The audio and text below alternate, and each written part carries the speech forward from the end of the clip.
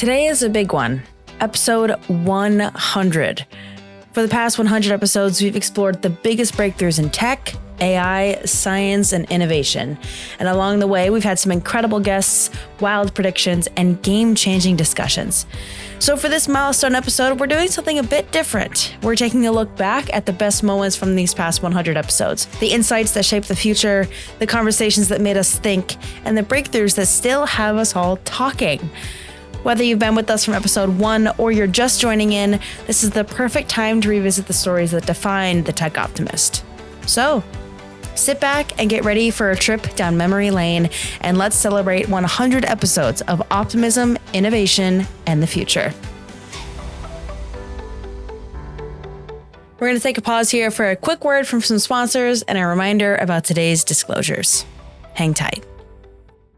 Do you have a venture capital portfolio of cutting-edge startups? Without one, you could be missing out on enormous value creation and a more diversified personal portfolio. Alumni Ventures, ranked a top 20 VC firm by CB Insights, is the leading VC firm for individual investors. Believe in investing in innovation? Visit av.vc/foundation to get started. As a reminder, the Tech Optimist podcast is for the informational purposes only. It is not personalized advice, and it is not an offer to buy or sell securities. For additional important details, please see the text description accompanying this episode. 100 episodes. That's 100 deep dives into the breakthroughs, ideas, and innovations shaping the future and tomorrow. And today, we're celebrating and taking a look back, not just at the big moments, but the bigger story that they tell. We'll start with how the Tech Optimist was evolved, how a simple conversation back in episode 13 sparked the creation of Tech Notes, and how certain topics from AI to space tech to climate solutions became the core of what we do. Then we're going to revisit the most game-changing breakthroughs we've ever covered, from the new compensation model from NCAA athletes to the rise of autonomous logistics, to the early discussions on carbon capture and nuclear energy that we now know are becoming a reality. And of course, we couldn't do this episode without highlighting some of the incredible guests that we've had on the show. Startup founders, industry leaders, cutting-edge researchers, and many more who have given us the inside look at the technologies of tomorrow. This episode isn't just a highlight reel, it's a reflection on where we've been and a glimpse into where we're headed next. Because if we've learned anything from the last 100 episodes, it's that the future moves fast and we're just getting started. So let's jump in. Every show has its defining moments. The conversations that spark something new, the ideas that shape the way we think, and the breakthroughs that push the show forward. For the Tech Optimist, one of those moments happened in episode 13, when a conversation between Mike and Drew led to something that would become a core part of this show, Tech Notes. It was a realization that some of these concepts, no matter how groundbreaking, needed a moment of pause. They needed some explanation and to bring everyone else along for the ride. And that wasn't the only time the show took a step forward, though. Over the past 100 episodes, we've evolved not just in the topics we cover, but in the way we tell these stories. We've upped our production value and just how we produce podcasts here at Alumni Ventures. We've started diving deeper, bringing in experts, bringing in more types of media, and following the real-world impact of the breakthroughs that we discuss each week. So in this segment, we're going to revisit some of the moments that have shaped the Tech Optimist, the sparks of innovation, turning points, and the shifts that made this show what it is today. Let's take a listen. Well, for our viewers and our listeners, this is coming from a former Division I college athlete. Okay, this comes from episode 13, which was published on June 13th of 2024, and it is titled 3 Breakthroughs, College Sports Turn Pro, Miles Per Gallon Becomes Outdated, and Ethereum ETFs. Let's watch the birth of the Tech Notes. I don't know if we have marginal Division I college athlete, but I did get to cover Michael Jordan. Thank you for bringing that up, Drew, who, dropped 48 on this guy. So yes, I still love sports. And We might have to get the VCR out of the basement so we can run that. I think run that as B-roll. B-roll of my blocking Michael Jordan clearly needs to be B-roll. And if you look closely at the B-roll, you'll see, though a foul was called, it was all ball, and was recognized by MJ with a slight tap on my backside indicating, yeah, you got me. So that will definitely have to be inserted into the Tech Optimist. Yes. Well, B-roll. Really quick, pardon the interruption. It's Sam, but I found it. I found the game that Mike is talking about here with Drew. So I did some digging and I found out that Mike was on the Dartmouth Big Green men's NCAA basketball team in 1983. So that happened to be the same year that Michael Jordan was on the North Carolina Tar Heels basketball team. So the game that Dartmouth and North Carolina played each other was in Chapel Hill, North Carolina on December 21st of 1983. So here's some footage and audio of that game. Hey, Mike asked for it in the B-roll, so here it is. Enjoy this audio from that game. I thought it was super cool and had to add it into the episode. Enjoy. The Big Green of Dartmouth from Hanover, New Hampshire, the northernmost campus in the Ivy League, against North Carolina, the ACC. Dartmouth's coach, Reggie Minton, in his first season without a freshman on the squad. He has a pair of very good seniors, the Green Trees, 6'5", Paul Anderson, 6'5", Brian Burke. And the tap, Michael Jordan. Great defense. Michael Jordan will take it. Michael Jordan, 6'6" junior from Wilmington, North Carolina. 6 points in a position where a defender could get his hands on. Brad Daugherty has 10 of North Carolina's 62 points. Here's a little play they like to run. That's inside to Brian Burke, who's 6'5" and goes over Daugherty that time. Nice pass by Collins. Jordan with the jumper. Telegraphed his intentions on that one. Here comes Dartmouth. And Burke inside. Brian Burke. He's there. Well, there's no real true pivot man, no center on this team. Jordan pulls one up. Jordan saw the foul coming, I think.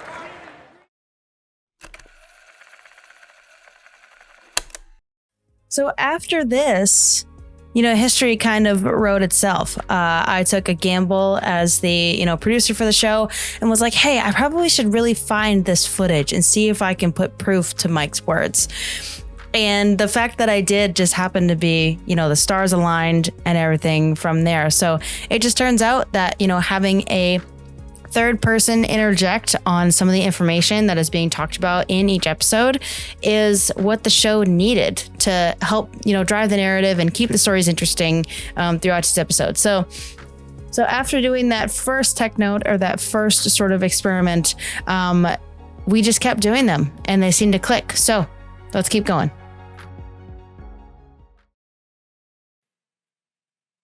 Over the last 100 episodes, we've had some incredible conversations with founders, innovators, and industry leaders.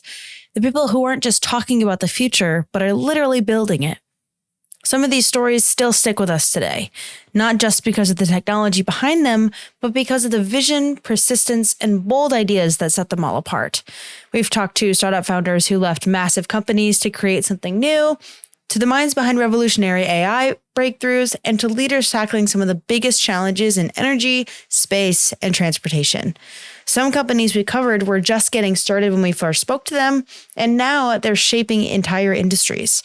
In the next segment, we're looking back at some of the founder stories and companies that made the biggest impact on all of us here within Alumni Ventures, the ones we still think about, talk about, and reference again and again. So let's dive in. A conversation that stuck with us from episode 5, when we took a deep dive into carbon capture technology. Back then, the industry was still trying to prove whether large-scale carbon capture was feasible, but fast forward to today, and we're seeing major investments, breakthroughs, and companies racing to make it viable. That episode felt ahead of its time, and it still does. Here is a glimpse into episode 5, titled Net Zero Heroes, Carbon Capture Insights, which was published May 14th of 2024.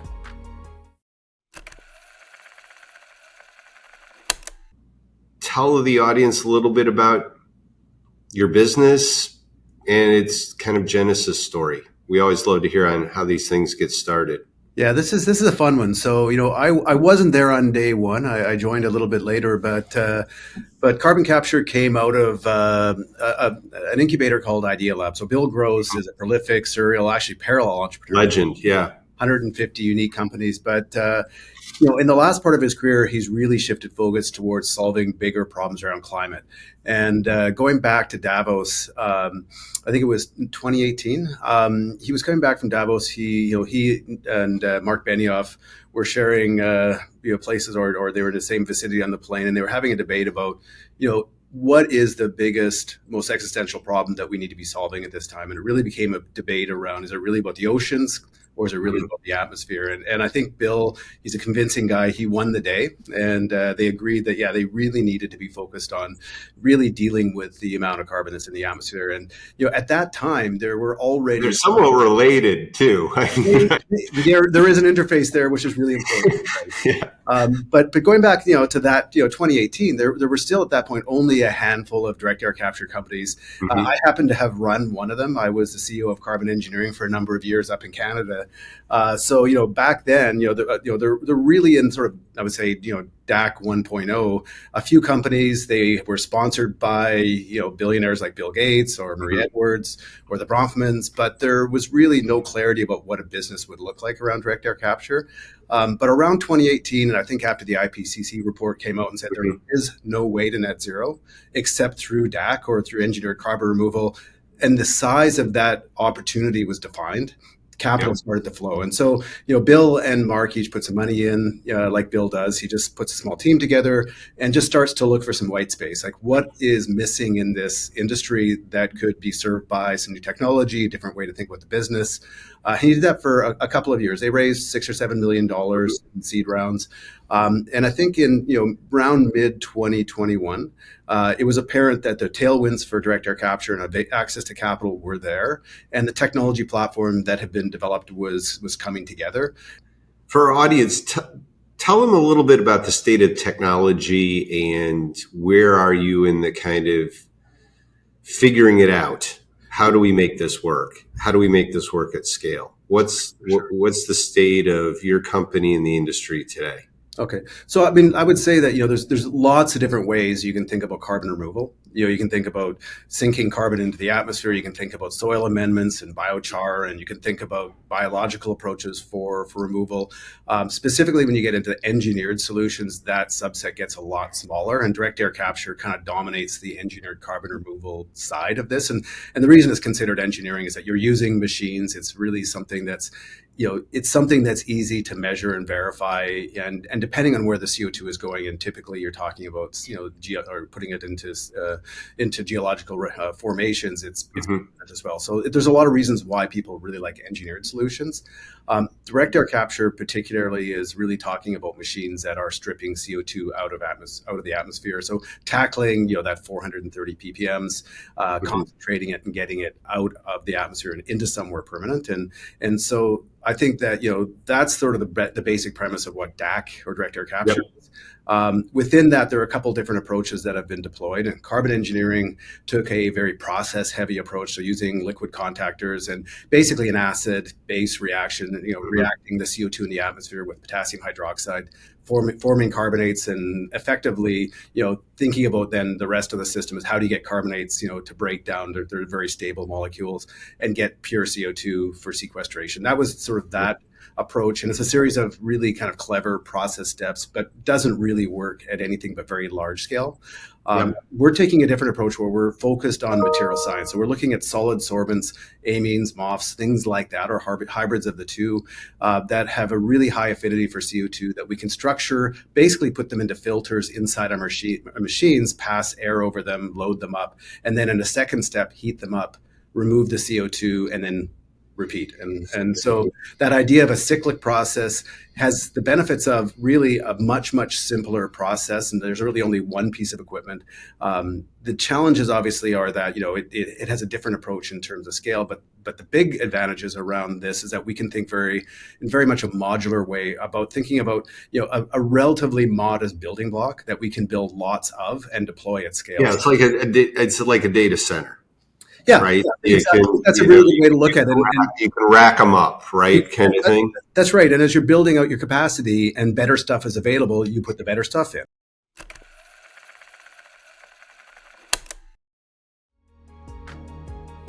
Few guests have taken us further into the future of space tech than Tom Mueller, the legendary engineer behind Impulse Space. That conversation for episode 28 gave us a front row seat to how the next wave of propulsion technology could change everything, from interplanetary travel to commercial space stations. Let's take a listen.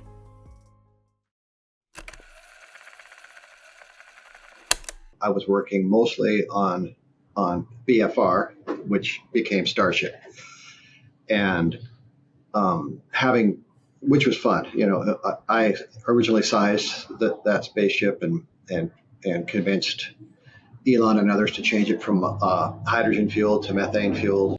A fully reusable vehicle that can be flown often, that can take at least 100 tons to low Earth orbit every time it flies, and realizing it was going to be a thing. I was just thinking the next opportunity is going to be in space. Think of a big cargo ship coming into port, lots of cargo containers. They need to go to lots of different places. So the whole thought for Impulse was let's develop in space transportation to move those things around in space. I used a Boeing 747 example of, great for taking people or cargo from New York to London. You're not going to park it in your driveway, right? You're not going to pull it into your, local town hall to deliver packages. And so that's really the mission of Impulse. There's two offerings kind of under the Impulse umbrella. There's Mira, which you guys launched your first one pretty recently. Yeah. And then you have Helios, which was publicly announced, a couple of months ago. Right. Talk kind of how those two, what is Mira, what is Helios, and how do those two relate to each other and kind of this grand vision that you have for the company? Yeah. I call Mira the stay there vehicle. It has storable propellants. It can stay on orbit for years because the propellants can be stored at room temperature and don't go away. But it has limited amount of delta V it can do. It can in space movement is delta V, like how many meters per second you could add to a body to change its orbit. And Mira can do something like on the order of 1 kilometer per second of delta V, which is great for moving around in geo, but it won't get you to the moon or to high energy orbits. Helios is the get there product. It's basically adding a kick stage, almost like adding a third stage to an existing vehicle like Falcon 9, or actually several could fly on a Starship.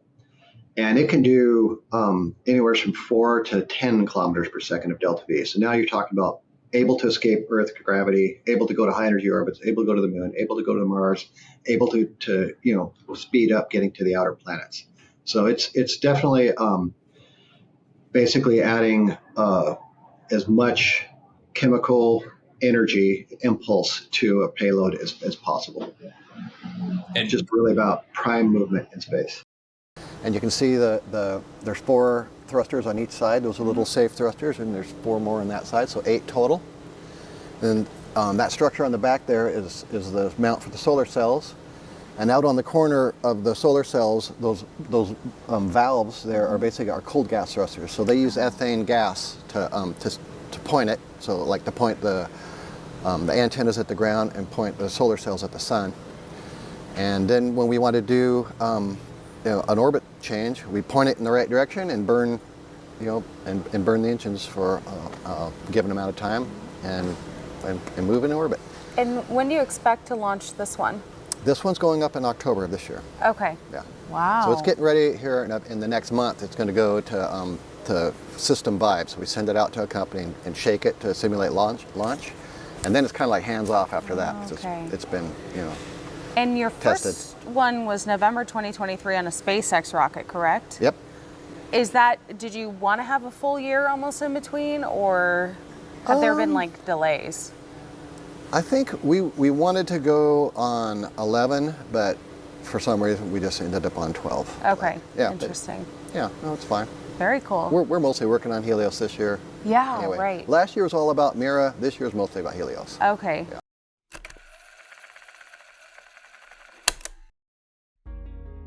autonomous technology isn't just about robotaxis. It's reshaping logistics. Our conversation with Laura Rippey and Gatik AI in episode 73 opened our eyes to a world where driverless trucks handle middle-mile deliveries, reducing costs and improving efficiency in a way most people didn't even realize was possible.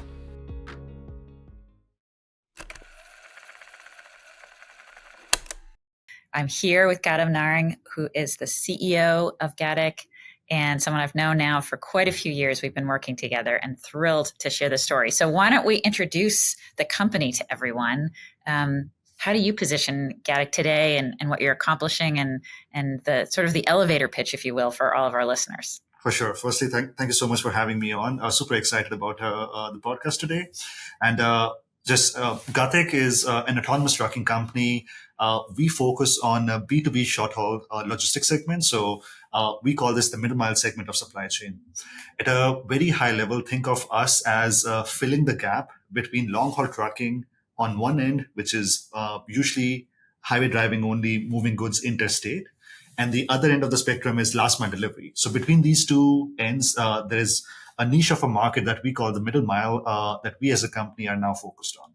And the best part is the problem that we are going after is more constrained, more structured. So getting to the point of commercialization and scaling is faster and relatively easier than some of the other applications in the autonomy space.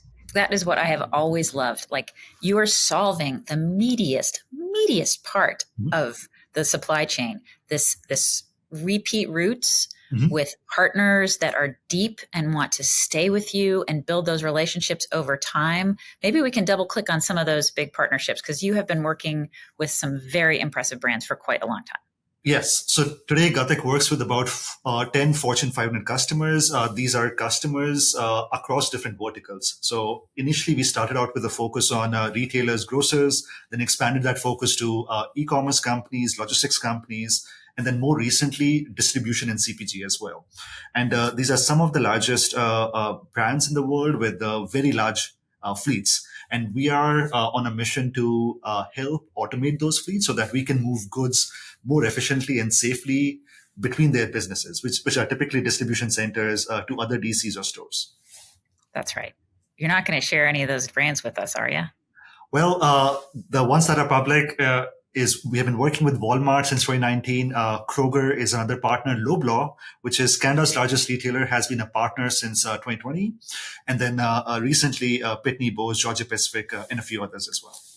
I love that. And it is boldly humble, right? It is a huge opportunity. The amount of these repeat routes that have to happen across the country is so real. The fact that you commercialized it with, Walmart originally, right? They've been like a building partner for you from so many years ago. Yes. And then to recognize that this is then the starting point. You can build a bigger business beyond this, but this opportunity is enormous in and of itself. And it has so many fabulous attributes for autonomous driving, and the way that you have already sort of answered that with, over 1,000 trips and to all of those with no driver involved. I mean, you've done amazing things at Gatik. We're so proud to be on board, Gautam. So the underlying software platform of Gatik, I mean, you guys have been doing artificial intelligence before it was cool, right? And machine learning and sort of the intelligence behind us.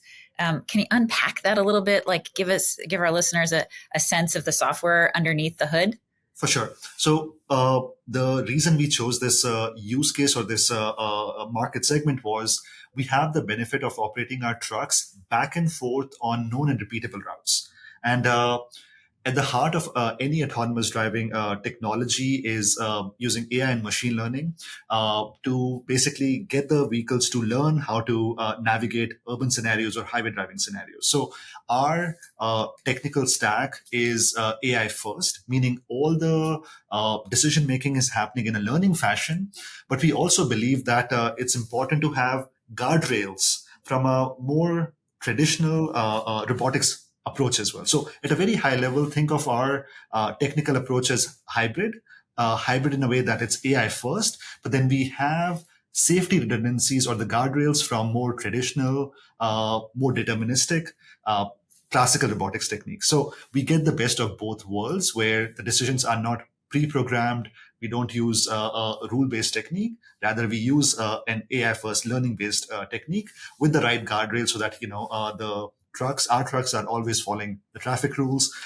They are, doing what they're supposed to do in a safe fashion.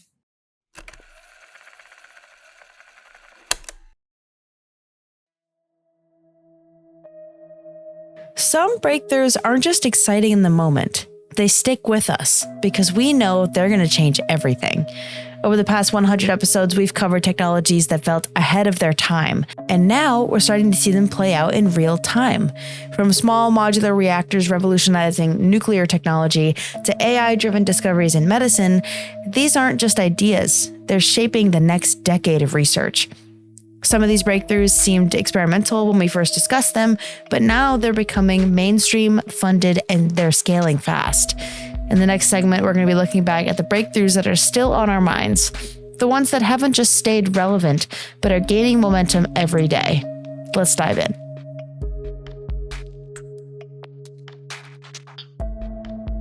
Tech doesn't just change industries, it redefines the rules.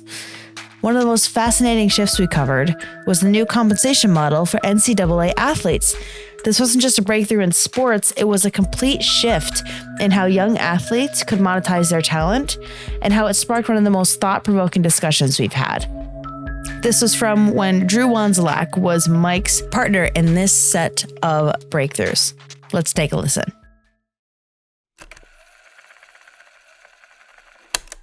So, and then going back to your point, so I mean, this is obviously, I think both of us have been looking at this pretty closely. We're both sports fans, and it hits a little bit close to home.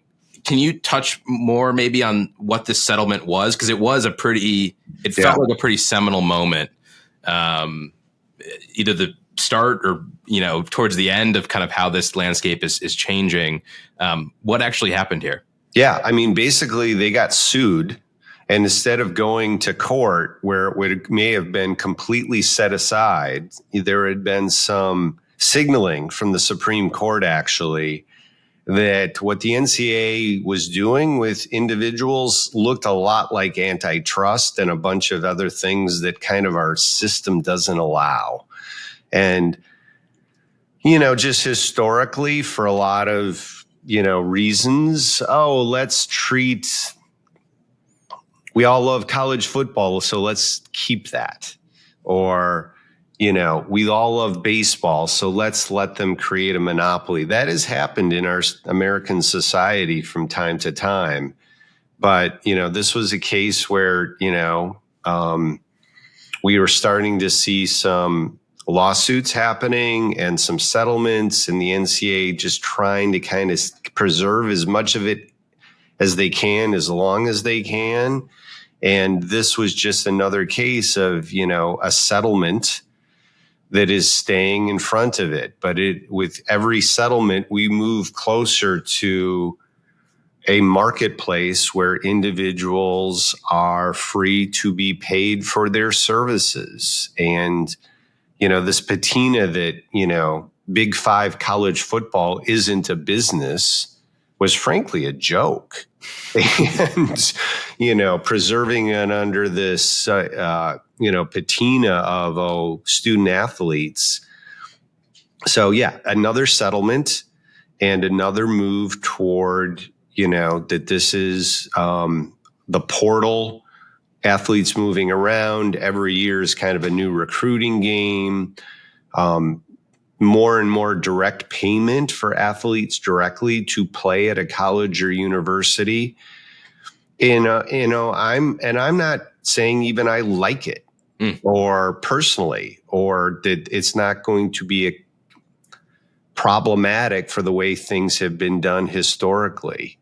I just observe that this is what's going on. And as a venture capital investor, it's going to create opportunities for entrepreneurs and new businesses and investors. And that's really, that's the nail with which I drive my hammer.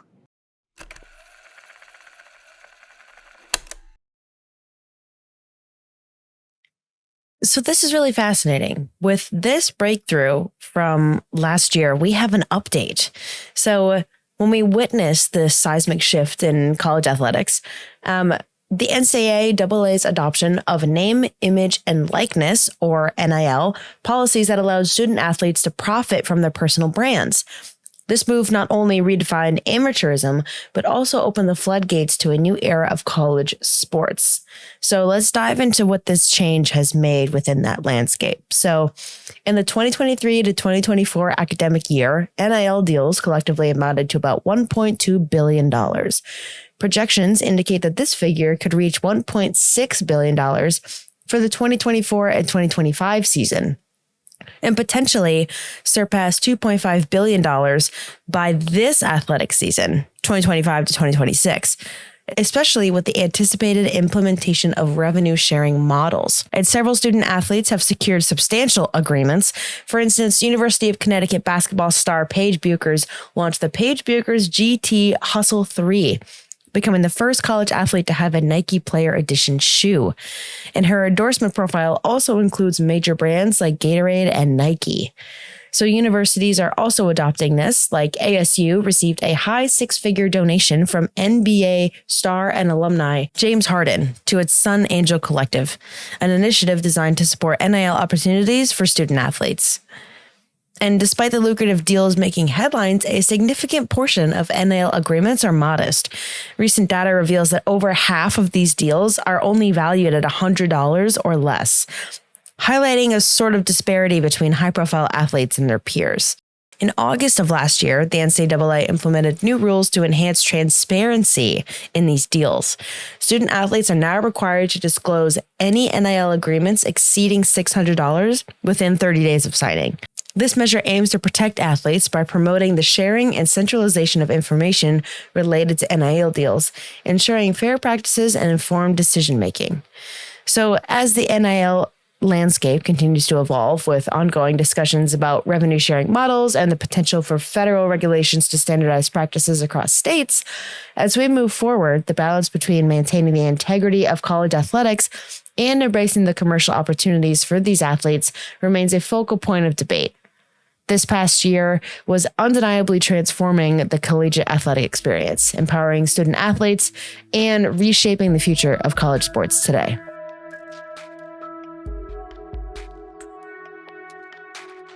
Up next, our other young VC, Matt Kaspari. During his tenure with Mike in episode 31, Matt Kaspari introduced us to a small modular reactor, a technology that could change how we generate nuclear energy. The conversation showed us that the future of energy doesn't have to be massive and centralized. It can be modular, scalable, and much safer.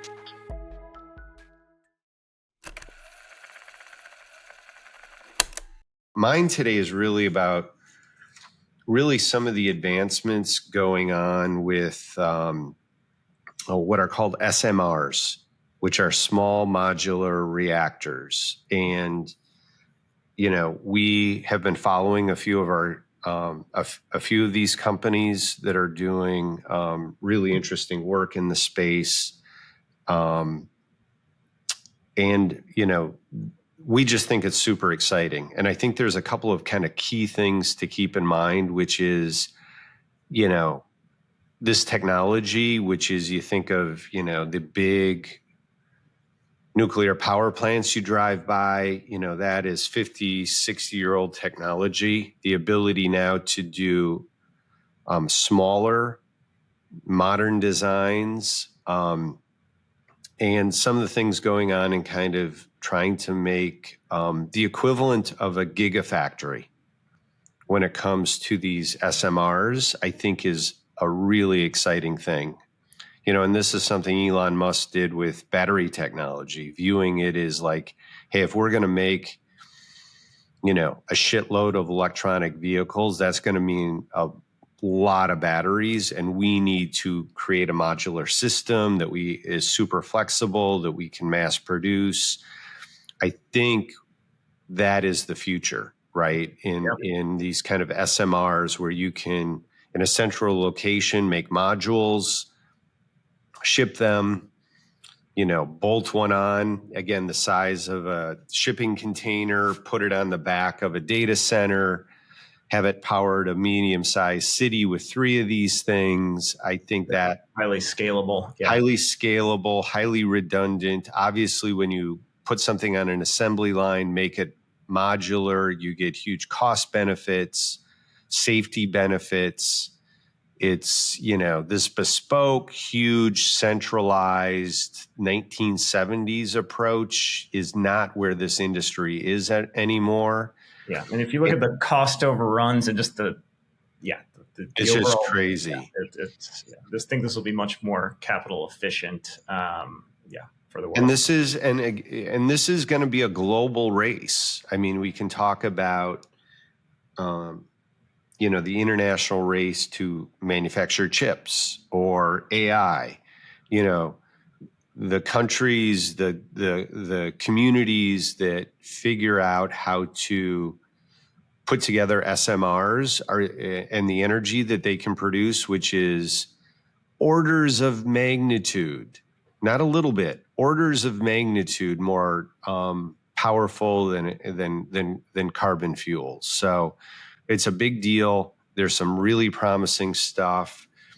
We're investors in some. We're want to be investors in others, and so, but we think that this is really where the future of energy lies. It's all of the above for sure, but this SMR, we need them all. But SMRs definitely have a place in the mix with these small nuclear reactors. Yeah, super exciting.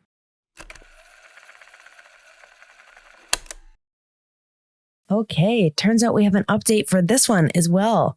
Last year, we explored the potential of SMRs to revolutionize the nuclear energy landscape.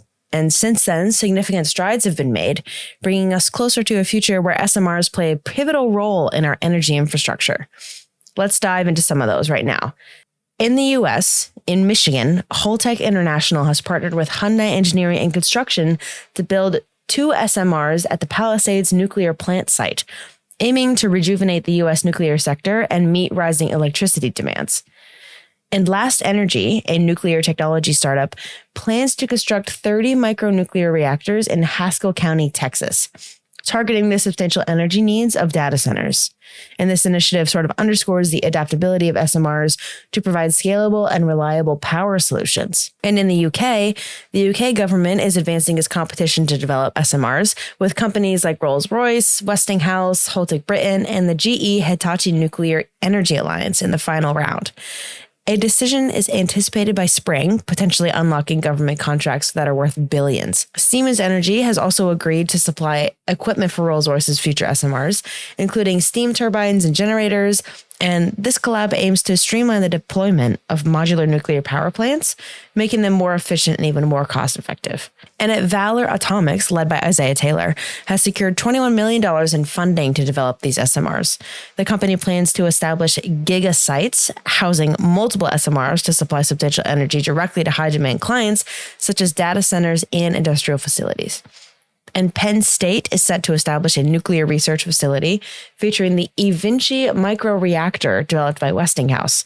This reactor can operate for over 8 years without refueling, positioning Penn State at the forefront of SMR research and application. And so the momentum behind SMRs is undeniable since this breakthrough has come through. Their potential to provide flexible, efficient, and low-carbon energy solutions is attracting global interest, not just here in the US, which is a huge green flag and a great sign. And as these projects are advancing from just plan to execution, SMRs are poised to become integral components of our energy infrastructure, addressing both current demands and the future challenges of what the world might throw at us.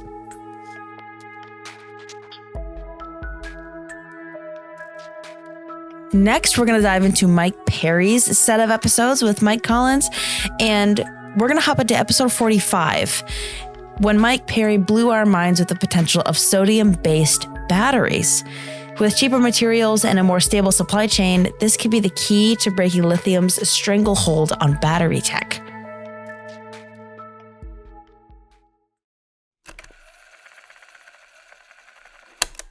All right, I've got an exciting one for us today.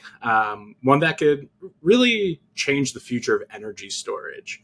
So on a personal note, my wife and I, we went down the rabbit hole on this topic because we finally upgraded to a plug-in hybrid car.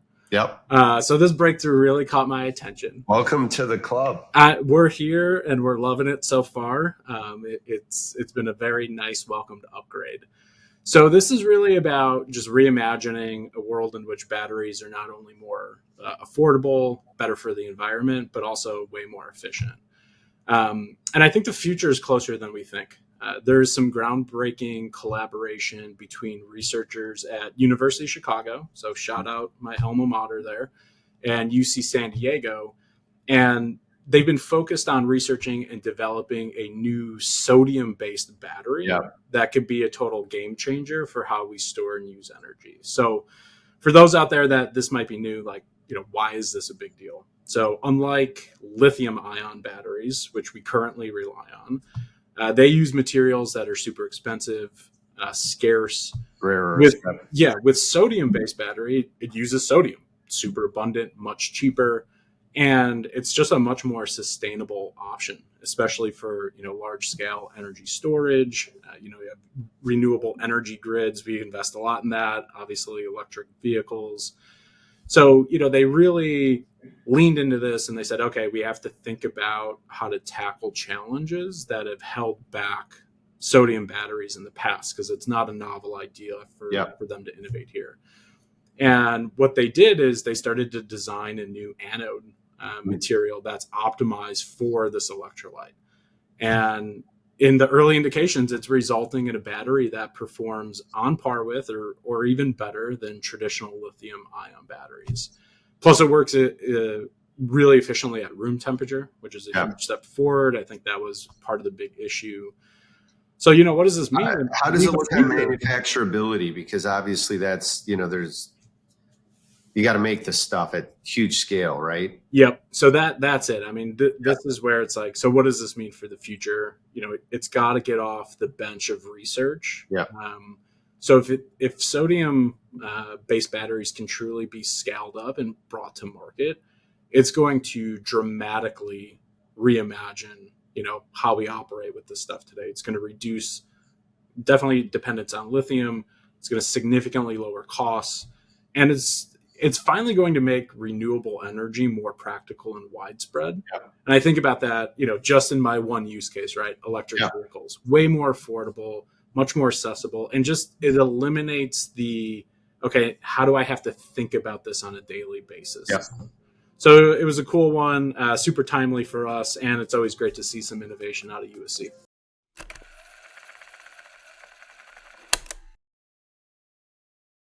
Okay, so in August of last year, with when Mike and Mike were the two legends behind the breakthroughs for this quarter of the year, we discussed the emerging potential of sodium-based batteries as a promising alternative to traditional lithium-ion technology. So over the past year, there have been significant advancements since this episode has released. So let's go through those now. In November of 2024, Argonne National Laboratory spearheaded a $50 million consortium aimed at developing sustainable and cost-effective sodium-ion batteries. This initiative seeks to reduce reliance on lithium by leveraging more abundant and affordable sodium resources. And Chinese battery giant CATL unveiled the Freevoy battery in October of 2024, designed for extended range hybrid vehicles. This innovative battery combines sodium-ion and lithium-ion technologies, offering a range exceeding 400 kilometers, or in miles, that's about 250 miles, and reliable performance in extreme cold conditions.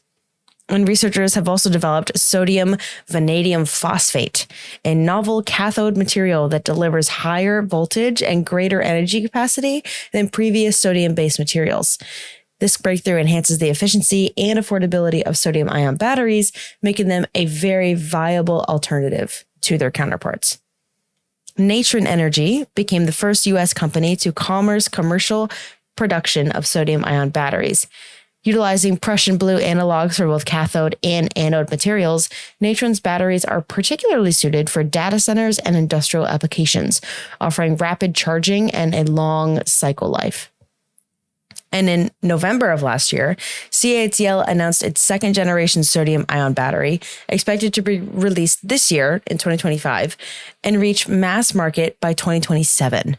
And this battery is designed to operate effectively at temperatures as low as negative 40 degrees Celsius, expanding the applicability of sodium ion technology in various climates. So despite these advancements, though, challenges still remain in the scaling production and achieving cost competitiveness with established lithium-ion technology. So the abundance and affordability of sodium, coupled with ongoing research and developing efforts, position sodium-ion batteries as a promising component of the future energy storage landscape.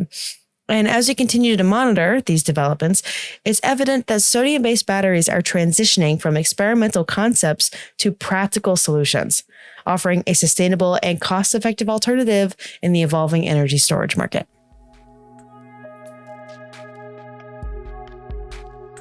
For the next set of breakthrough episodes with Mike is Narain Ramaswamy, and we're going to dive into episode 70.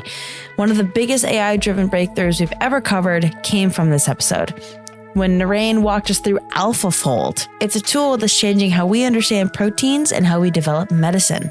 This breakthrough not only caused most of the discussion in this episode, but it even carried into episodes after.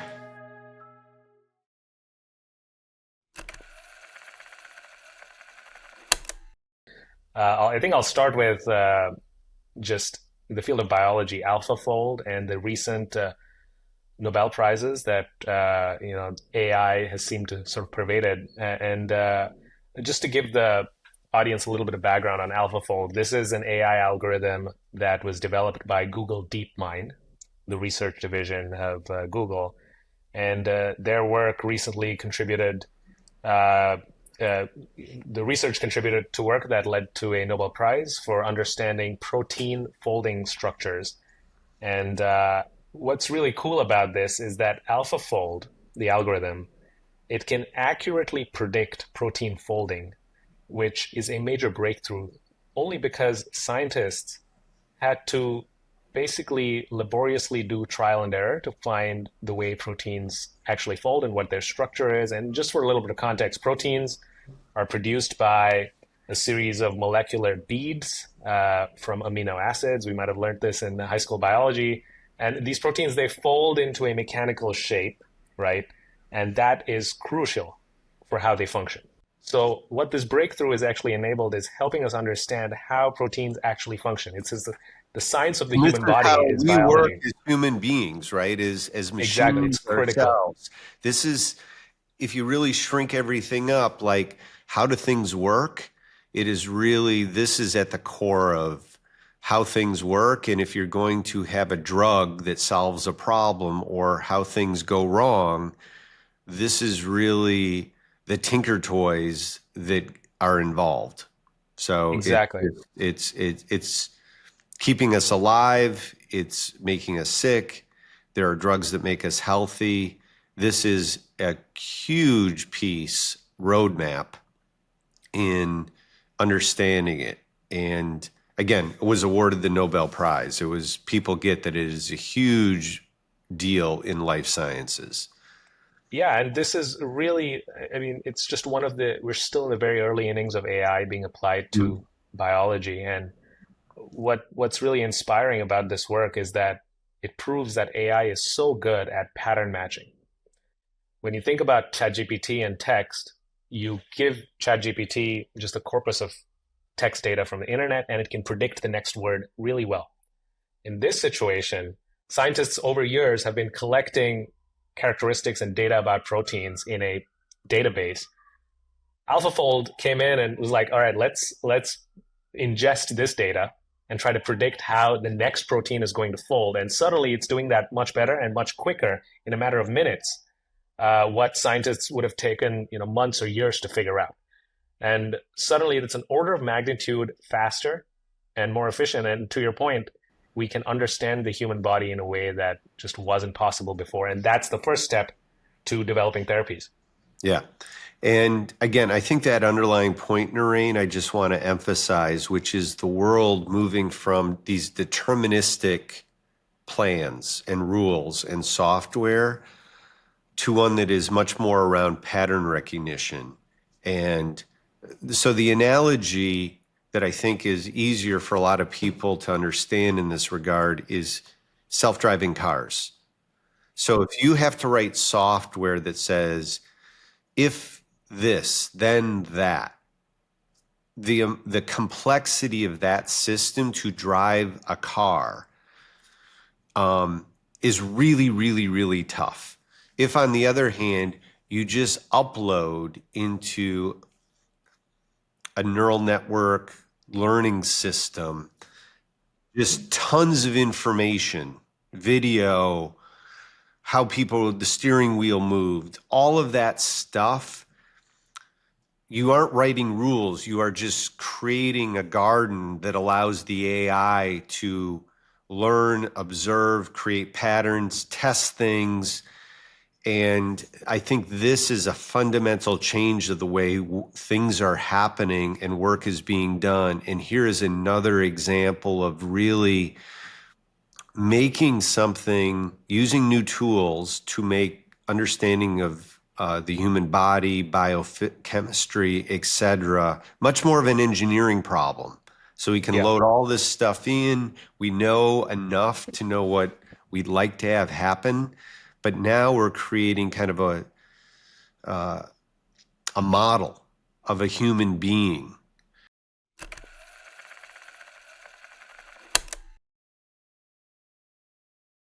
We also have an update for AlphaFold. So from Narain's breakthrough in episode 70, when we first discovered AlphaFold, it was already revolutionizing biology, right? It gave researchers an unprecedented tool to predict protein structures. But the real test of any breakthrough isn't just how it starts, it's where it leads. And AlphaFold, it's leading to some incredible new applications. So first, let's talk about drug discovery. Earlier this year of 2025, Google DeepMind's CEO hinted that AI-designed drugs powered by AlphaFold may enter clinical trials by the end of this year. And this could be the moment that we see AlphaFold move from lab predictions to real-world treatments, proving its impact on modern medicine. In cancer research, AlphaFold is accelerating the development of targeted cancer therapies, giving scientists a faster, more precise way to identify how drugs interact with certain proteins. If these breakthroughs continue, we could be looking at a whole new era of oncology treatment. And now, researchers at Cambridge University have taken AlphaFold even a step further. Last month, in February, they introduced AlphaFold meta-interference, a technology that combines AI and molecular dynamic simulations. So why does this matter? Because it allows scientists to predict the structures of intrinsically disordered proteins, which play a role in many diseases like Alzheimer's, Parkinson's, and certain types of cancers. Proteins that were once considered too chaotic to model accurately. So where does this leave us? AlphaFold isn't just a specific tool anymore. It's a platform for medical breakthrough. From clinical trials to cancer drugs to unlocking the mysteries of disordered proteins, the impact of AI in medicine is only getting started. And if this is what we're seeing now, just imagine where we'll be at the end of this year. And last but not least, the last tenure of these 100 episodes, Lucas Pash. We're diving into episode 95, a recent one. When Lucas told us about the latest advancements in boom supersonic. We've talked about the return of supersonic travel before, but this time it feels closer than ever to becoming a reality. Lucas, let's let you take it away.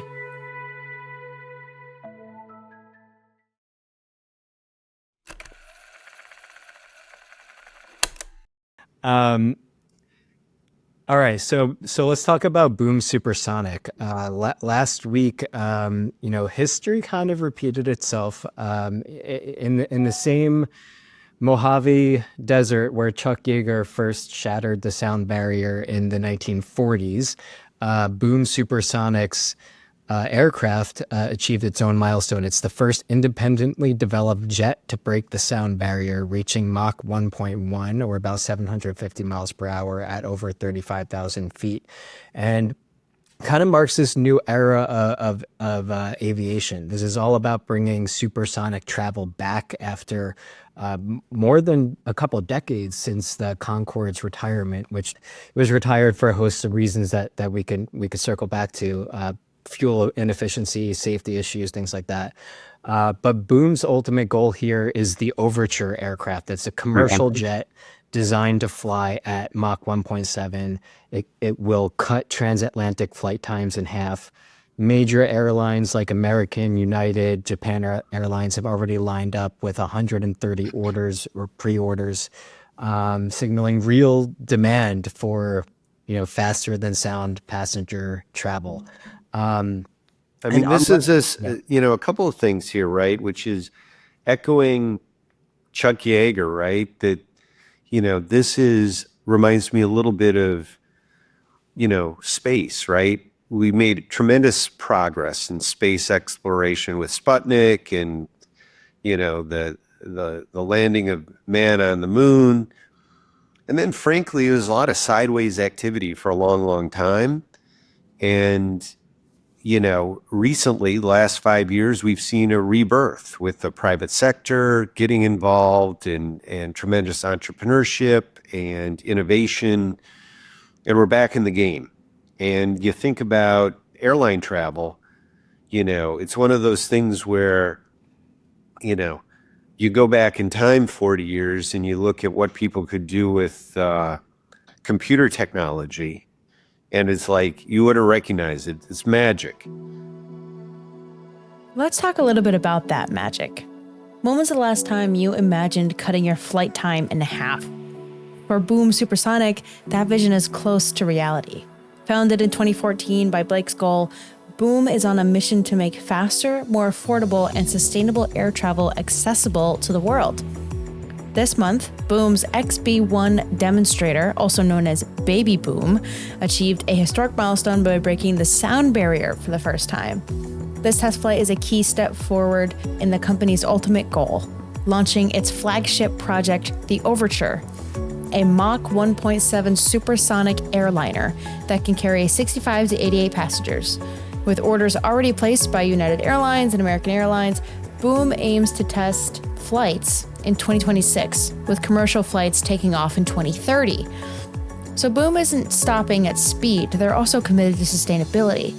From their Symphony engine, designed in collaboration with Florida Turbine Technologies and GE Additive, to partnerships advancing sustainable aviation fuel, or SAF, Boom is blending speed with environmental responsibility.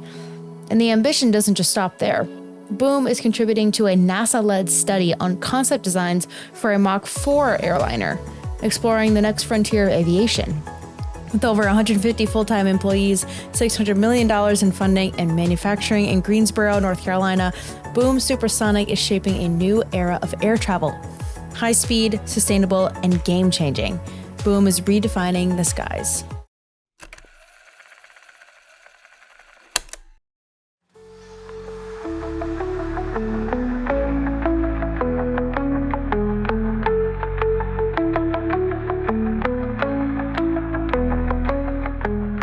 A 100 episodes in, and there's one thing we've learned, it's that the future moves fast. We've covered so many things, including AI revolutions, energy breakthroughs, space exploration, and the changing landscape of commerce and technology. We've talked to founders, industry leaders, and experts shaping what comes next. And through it all, one thing has remained constant: innovation never stops. So what's next? We are doubling down on what makes this podcast stand out. Deep dives into the biggest ideas as shaping our world, smarter discussions about emerging tech, and more conversations with the people that are making it happen. Because if the last 100 episodes have shown us anything, it's that the best breakthroughs are always just ahead. So, from all of us here at Alumni Ventures, thank you for being part of this journey, and here's to the next 100.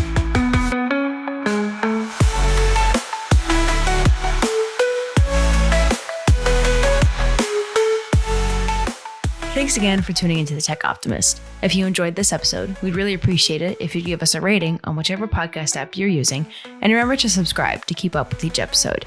The Tech Optimist welcomes any questions, comments, or segment suggestions. So please email us at info@techoptimist.vc with any of those, and be sure to visit our website at av.vc. As always, keep building.